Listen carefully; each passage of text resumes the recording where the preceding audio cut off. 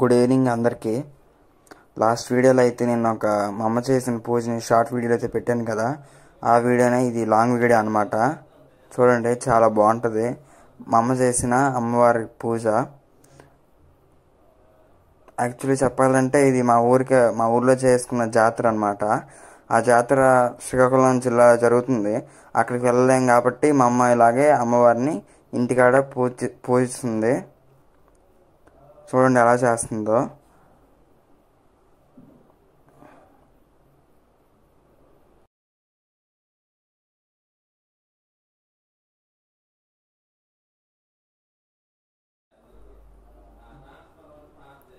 చూడండి ఎలా చేస్తున్నాం మా అమ్మ.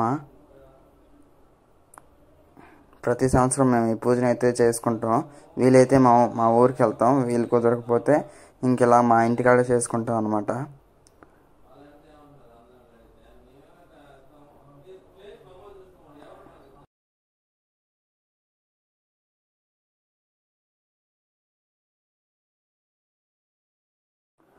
ఇంకా రెడీ అయిపోయింది.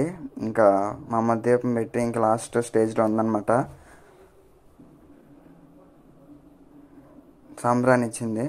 మా తమ్ముడు కూడా రెడీ అయిపోయాడు. ఇంకా అటు పక్క మా అమ్మ నిప్పులు రాజేస్తుంది. కొబ్బరికాయ కూడా కొట్టింది ఇప్పుడే.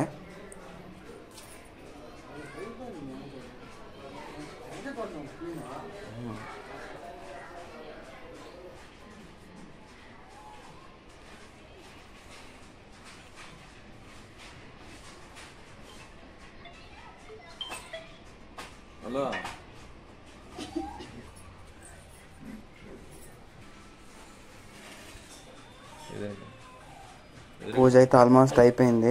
ఇంకా మా నాన్నమ్మ తాత అయితే వచ్చారు, వాళ్ళు కూడా దండం పెట్టుకుంటున్నారు.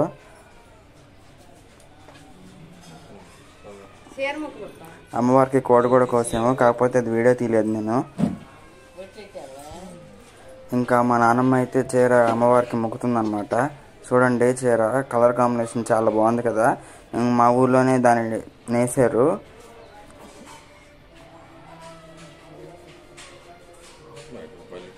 అమ్మవారికి అయితే దండం పెట్టుకుంటుంది మా నాన్నమ్మ. ఆ చీర అయితే అమ్మవారికి సమర్పించింది ఇప్పుడే. చూడండి, ఆ కోడి కోసాం కదా, దాంతో మా అమ్మ అయితే చికెన్ కర్రీ చేసింది, ఇంకా చికెన్ బిర్యానీ కూడా చేసింది. రైతా అంటే పెరుగు చట్నీ, చికెన్ బిర్యానీ కూడా చేసింది. ఇప్పుడు మా డిన్నర్ అయితే స్టార్ట్ అయిపోయింది. బిర్యానీ మా అమ్మ బాగా చేస్తుంది. ఏ ఇంగ్రీడియంట్స్ అంటే టేస్టీ సాల్ట్ అట్లాంటివి ఏమి ఉపయోగించకుండా న్యాచురల్గా ఇంట్లో దొరికే వాటితోనే చేసింది. చాలా బాగుంటుంది. కావాలంటే ఆ వీడియో మా ఛానల్లో ఉంది, ఖచ్చితంగా చూడండి. ఇంకా మా నాన్నమ్మ కూడా తింటుంది. ఇలాగ మా పూజ అయితే రెడీ అయిపోయింది. మీరు కూడా ఎలా చేస్తున్నారో కామెంట్ చేయండి. మా ఊర్లో పూజ అయితే ఇలా చేస్తారు. అదే తెలంగాణలో అయితే ఇంకా దాన్ని బోనాలు అని అంటారు.